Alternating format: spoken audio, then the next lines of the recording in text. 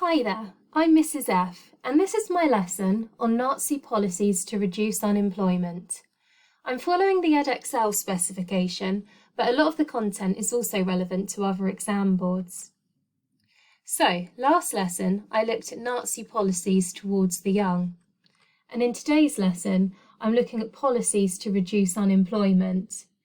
In the lesson following this, I'll look at changes in the standard of living. When Hitler became Chancellor in January 1933, just over 5 million Germans were unemployed, which represented about 25% of the labour force. Reducing unemployment was a major priority for Hitler, and there were two main reasons for this. First of all, unemployment was politically dangerous to Hitler. Unemployed workers suffered poor living conditions and demanded help. If Hitler couldn't help them, they may turn to support the Communist Party, Hitler's rivals, instead. And it would also make the Nazis look bad, because the reason for their strong performance in elections before Hitler came to power is because they'd promised to do something about the high levels of unemployment. Secondly, the Nazis believed that unemployed workers were a waste of resources and a burden on society. So to remove this burden, they wanted as many people as possible in useful work in the service of the country. So in this lesson, we're going to have a look at the methods that Hitler used to reduce unemployment. One of the first things that Hitler did in 1933 was to set up the RAD, the National Labour Service, which provided paid work for the unemployed. The RAD provided workers for public works like repairing roads, planting trees and draining marshes. To begin with, the RAD was voluntary, but from 1935 it was made compulsory for all young men between the ages of 19 and 25 to serve for 6 months in the RAD, and women were also later included. The RAD had both positives and negatives. It's no denying that many of the projects were good for Germany as a whole, improving the infrastructure and public buildings within the country. And for men who had been unemployed, perhaps for quite a long period of time, they were just glad that the government was helping them, that they were earning some kind of wage. And I think the military-style uniform that they wore in the RAD also gave these men a sense of pride. But overall, the RAD was not particularly popular. It was organised like an army, where men had to do military drill and parades as well as work. The rates of pay were very low, and some complained of poor food and working conditions. And then you've got the fact that it was made compulsory as well, meaning that some men saw the RAD as service for the Nazi Party or as a kind of form of military service rather than normal employment. Another scheme which the Nazis used to reduce unemployment was public works projects. They created public buildings, bridges, coastal walls and sports facilities like the 1936 Olympic Stadium, which was at the time the largest stadium in the world. The autobahn project is probably the most famous of the public works projects. The Nazis planned a 7,000-mile network of dual carriageway roads to improve transport around Germany. And in September 1933, Hitler personally started construction of the very first autobahn, as you can see in the picture on the screen. The first stretch of motorway was opened in May 1935, and by 1938, 3,500 kilometres had been finished. Public works were good for Germany as a whole, and spending on them grew from 18 billion marks in 1933 to 38 billion marks in 1938. Public works created many jobs in the construction industry, and by 1935, 125,000 men were employed in building autobahns. Public works created better roads and bridges, which meant quicker and cheaper transport for German industry and agriculture. This in turn helped to boost the sale of German goods at home and abroad, creating even more jobs in the rest of the German economy. One of Hitler's main aims in government was boosting Germany's armed forces. And rearmament had the additional benefit of helping to reduce unemployment. First of all, the Treaty of Versailles had limited the size of Germany's armed forces to just 100,000 men. But in 1935, Hitler broke the treaty by announcing military conscription.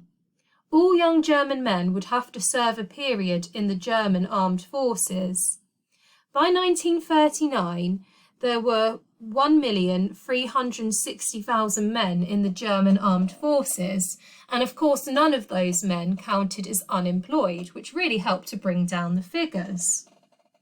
Now, Hitler's bigger armed forces needed more arms and equipment, so government spending on arms in 1933 was just 3.5 billion marks, but by 1939 it had grown to 26 billion marks. And this caused a big jump in employment in the arms industry. And just as an example, in 1933, there were only 4,000 people employed in the aircraft construction industry. But by 1935, this had grown to 72,000. One of the questions which historians continue to debate, and which may appear in an exam, is whether the Nazis really did perform an economic miracle.